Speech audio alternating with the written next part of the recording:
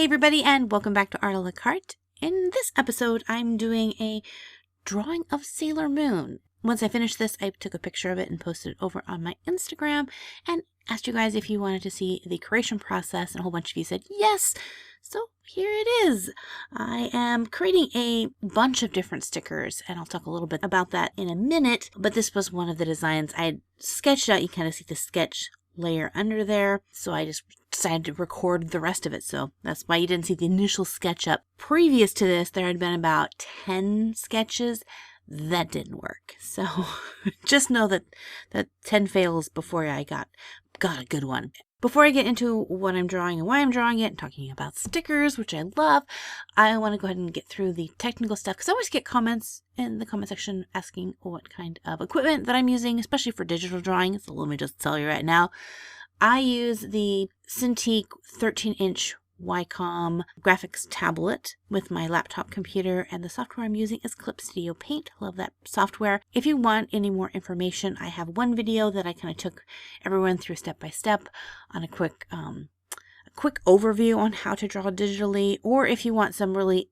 in-depth information on it, I will leave you a link to my Drawing Digital 101 playlist. It has a whole bunch of information on that. Of course, you can ask me questions in the comment section. I love to answer those.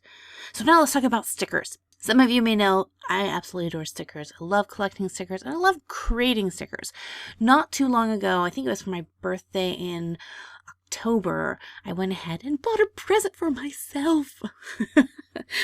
And I got a Silhouette Cameo cutting machine. I'd never had one before. About a year before that, I finally realized that they exist. I mean, I knew they existed. I had heard of crickets and silhouettes, but I really didn't know what they do.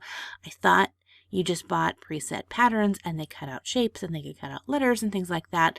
But no, they cut out so many awesome things, and they're just a cool machine. So I decided to go ahead and purchase one for myself. So I did some research and decided over the Cricut, I like the Silhouette Cameo machine a little bit better.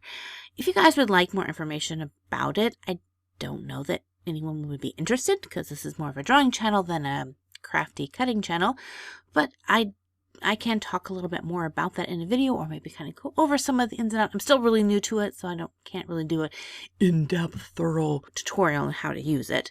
But I can try to give you my take and an understanding of the machine and all that. So let me know in the comment section below if that's something that would interest you.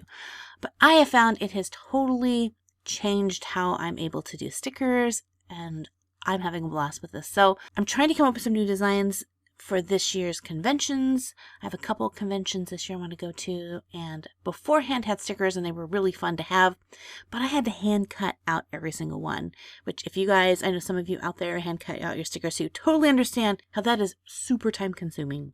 Another thing I want to talk about really quickly before this video ends was to discuss some of the comments that I had in my last video, which were amazing. If you guys have not been watching the How to Art as a Job 101 series, I highly recommend that you do. And when you do, go to the comments and read some of the comments are by far the best part. I love the interaction you guys are having in the comments. So the last video that I posted was branding, or creating a brand for yourself.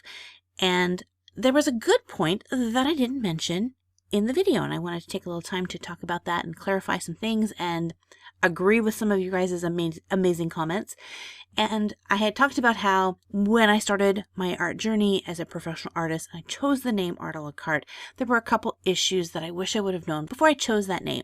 And if I could go and redo it again, probably wouldn't have named my channel Art a la Carte. Now, if you want to know what those reasons are, I'm not going to get into that in the video. I do that in the previous video. So if you want to find out the information, you can watch that video. But a couple of you guys mentioned that you can, at any point, change your brand name. And I totally forgot to mention that. I should have. So thank you guys for bringing that to my attention. And yes, if you name your studio or your art career, your persona in the art world, something, you totally can rebrand. It can be a lot of trouble and hassle, but if you have a name that you're just not jonesing with anymore, maybe you were like, when I very first started getting into the art, sharing art online, I had a, and it wasn't Deviant, it was Elfwood.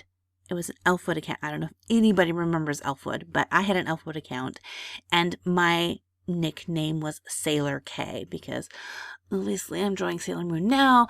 I was really big into Sailor Moon, and so I named myself Sailor K. So that's what everyone at Elfwood knew me as. That's not what I would want people to know me as now. So if you have chosen a name that at the time was awesome, but now you're like, yeah, that totally is not who I am, you can rebrand yourself. You can change your studio name. The things you have to remember is it is challenging because everyone who knows who you were, you have to get that information to them that things have changed. The more professional you become, say you start up a website, business cards, things like that, it's hard then to change all that stuff. It's not impossible, but you can see it gets a lot more challenging.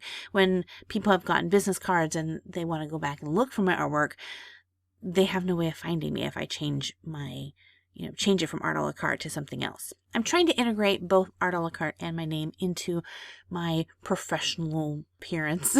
So I really decided that I'm not going to do any rebranding for my name. I'm just kind of working through that. And it's actually going really, in fact, I found out that the company that actually has the name Art a la Carte actually permanently closed. I found that out while I did the video. I was like, dude, their Google website says they're permanently closed. So we're taking down the competition. Well, anyway, thank you guys for hanging out with me in this video. Again, if you want to check out the other videos that I mentioned before, I will leave links to them. You can click on any one of these here so you can check those out. If you're brand new to my channel, hit the subscribe button so that you don't miss out on any future videos. This Saturday video is going to be super fun. You guys don't miss out. I'm excited about that. If you want clues and hints on that, check out my Instagram. And so until next time, God bless you guys, and we'll see you in another art video. Bye!